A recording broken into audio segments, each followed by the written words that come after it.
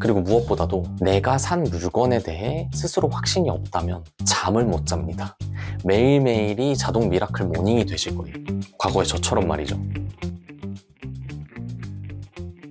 안녕하세요, 나와입니다. 오늘은 제가 투자 공부를 하며 느꼈던 것, 그리고 과거 사례를 복기해보며 투자와 관련된 이야기들을 한번 해보려고 합니다. 지난 영상에서 제가 부동산 그리고 경제에 대해 관심을 가지게 된 계기가 내 집 마련을 하면서 였다고 말씀을 드렸었는데요. 그럼 본격적인 이야기들을 하기 전에 도대체 그때 무슨 일이 있었는지 그때로 잠깐 돌아가서 한번 되짚어 보려고 합니다. 저는 2020년 8월 드디어 취업에 성공을 하게 됩니다. 취업 준비 기간이 뭐 엄청 길었던 건 아니지만 그렇다고 짧지만도 않았어요. 약 1년 정도는 걸렸으니까요. 그렇게 열심히 준비를 하던 제가 당시에 마음속 1순위로 두고 있던 대기업에 입사를 했으니 제가 얼마나 기뻤겠습니까? 그러다 보니 너무나도 자연스럽게 월급이 들어오는 대로 저의 주변 사람들 그리고 저를 위해서 좀 지나치게 많은 소비를 했던 것 같아요. 그 기쁜 마음을 소비라는 것으로 좀 많이 표현을 했던 거죠. 그때는 제가 좋아하는 사람들과 시간을 보내고 어떻게 하면 오늘을 더 재밌게 살 수 있을까, 그게 저의 일상이었고 유일한 관심사였습니다. 결국 그 당시 저한테 이 돈이라는 거는 통장에 들어오는 대로 신용카드가 빠져나가고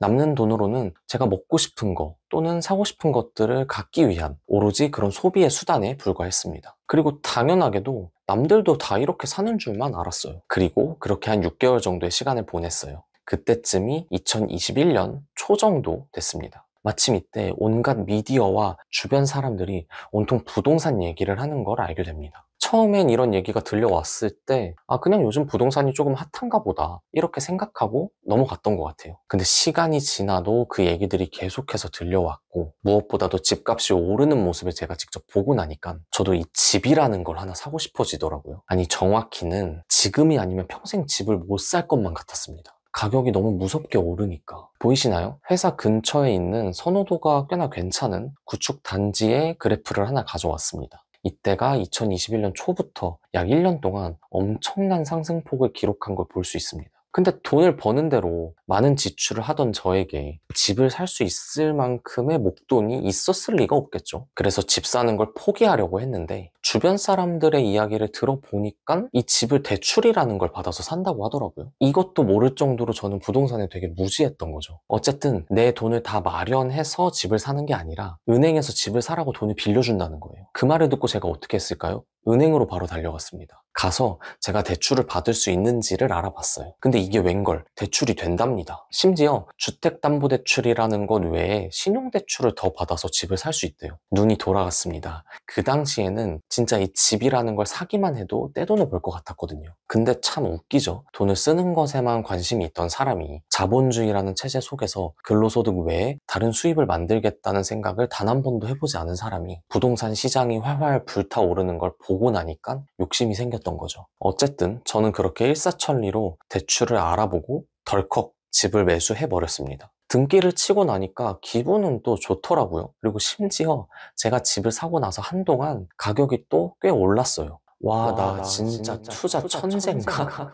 이거 진짜 사길 잘했다. 안 샀으면 어쩔 뻔했어. 라는 생각을 합니다. 굉장히 거만해졌죠. 그리고 그 집은 현재 제가 샀던 금액보다 약 15% 정도 빠져 있습니다. 15%라고 하니까 좀 작아 보일 수 있는데 부동산의 단위가 억대인 걸 생각해보면 굉장히 큰 금액이죠. 그래서 후회하냐고요? 당연하죠.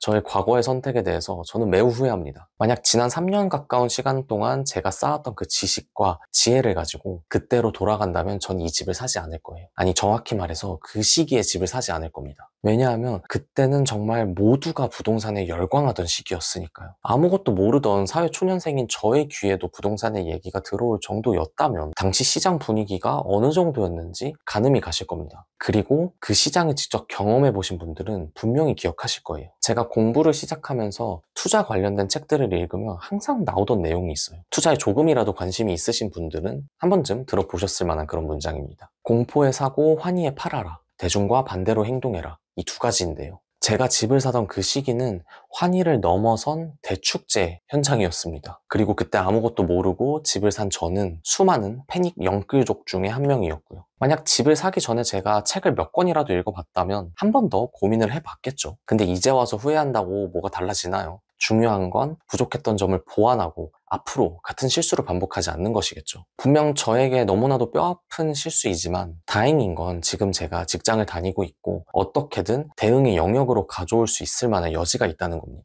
그리고 무엇보다 중요한 건 그때의 선택이 있었기에 지금의 제가 있다고 생각을 해요. 만약 그때 제가 집을 사지 않았더라면 자본주의와 경제에 대해 평생 공부하지 않았을 수도 있습니다. 그렇다면 아마 입사 후에 보냈던 그 광란의 6개월 동안의 시간을 지금도 여전히 보내면서 살고 있을 수도 있어요. 결국 저의 그런 선택이 있었기에 공부를 할 수 있었고 거기서 배운 내용들을 실천에 옮길 수 있었습니다. 그를 통해 과거의 저보다 더 좋은 의사결정을 내릴 수 있는 사람이 되었고요. 그리고 비로소 진짜 이 투자라는 걸 할 수 있게 되었습니다. 여기서 제가 투자라는 단어를 강조해서 말씀드렸는데요. 과거에 제가 집을 샀던 그 행위는 투자라고 생각하지 않기 때문입니다. 제가 그동안 배운 투자라는 건 매수에 명확한 기준이 있어야 돼요. 그 기준이 없다면 투자가 아니라 투기가 되어버리는 것이죠. 투기라는 단어를 네이버 사전에 검색해 보시면 다음과 같이 나옵니다. 시세 변동을 예상하여 차익을 얻기 위하여 하는 매매 거래. 근데 제가 공부를 하고 나서 이 문장을 다시 읽어보니까 여기에는 욕심이라는 게 깔려 있다는 느낌을 굉장히 많이 받을 수 있었어요. 내가 사고자 하는 재화에 대해 잘 알지도 못하는데 단순히 지금 사면 오를 것 같으니까 심지어 스스로를 납득할 수 있는 기준조차 없는 상태에서 덜컥 사버리는 겁니다. 과거의 저처럼 말이죠. 그럼 과연 3년 가까운 시간 동안 공부를 하고 나서 저는 어떤 투자를 했을까요? 여전히 주식과 부동산 투자를 했습니다. 근데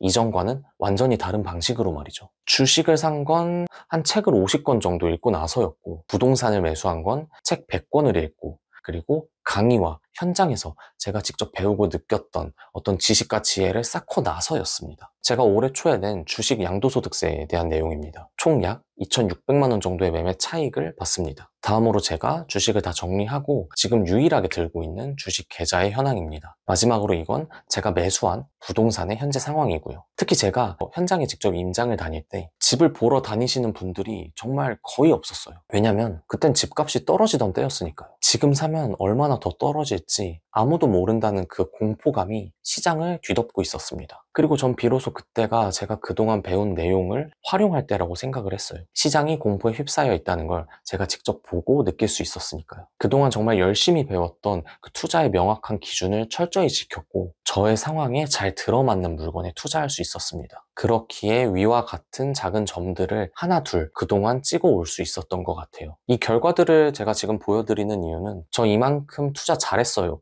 라고 자랑하려는 의도가 절대 아닙니다. 자랑할 만한 그런 수준도 안 된다고 생각하고요. 그저 제가 영상에서 뱉고 있는 말대로 잘 살고 있는 사람인지 보여드리고 싶었습니다. 저의 말들에 신뢰를 높여줄 수 있을 만한 그런 어느 정도의 성과도 분명 있어야 한다고 생각을 했기 때문입니다. 물론 저보다 훨씬 더 큰 수익을 내신 분들이 당연히 많이 계실 거예요. 근데 제게 중요한 건 이 절대적인 금액의 크기보다도 제가 그동안 배우고 열심히 공부했던 걸 철저히 지켜서 정말 작지만 의미 있는 어떤 결과물들을 만들어내고 있다는 겁니다. 그리고 이 실전 투자 경험들을 통해서 반드시 스스로를 설득할 수 있을 만큼의 그런 명확한 기준을 정립해야 된다는 것의 필요성을 정말 절실히 느낄 수 있었어요. 명확한 투자 기준을 갖고 매수했더니 매수 이후에 생겼던 그런 여러 예상치 못했던 상황들에 지나치게 흔들리지 않을 수 있었어요. 기준을 잘 지켰고 또한 무엇보다도 충분히 싸게 샀다고 생각할 수 있었기 때문입니다.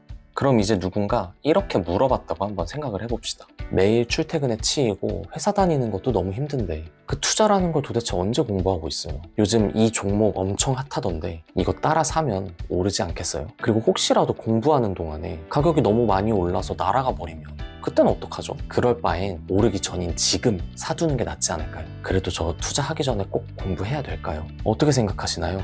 저의 대답은 네입니다. 과거의 저의 그 무지성 투자가 지금은 제게 고마운 계기가 된 일이라고 말씀드릴 수 있지만 사실 이렇게 말할 수 있게 되기까지 정말 너무나도 힘든 시간을 보내왔습니다. 그리고 여전히 많은 대출이 그 물건에 들어가 있기 때문에 앞으로 저의 투자 활동에 있어서도 결코 도움이 될 만한 상황은 사실 아니에요. 그리고 무엇보다도 내가 산 물건에 대해 스스로 확신이 없다면 잠을 못 잡니다. 매일매일이 자동 미라클 모닝이 되실 겁니다. 과거의 저처럼 말이죠. 여러분들은 저의 이런 사례를 한번 보시고 굳이 저와 같은 그 힘든 길을 선택하지 않으셨으면 좋겠습니다. 오늘은 제가 과거에 저질렀던 그 투기, 그리고 3년 가까운 시간 동안 공부하고 나서 비로소 할 수 있었던 투자, 이 둘에 대한 경험을 이야기로 전해드렸습니다. 사실 민감한 주제일 수도 있다고 생각을 해요. 그러나 이 영상을 보신 구독자 여러분들께서 제가 했던 실수를 경험하지 않으시길 바라는 그런 마음뿐입니다. 어쩌면 이 영상을 통해 제 자신에게도 한 번 더 각인시키고 싶은 그런 마음도 있는 것 같아요. 왜냐하면 요즘 특정 종목들에 대한 이야기가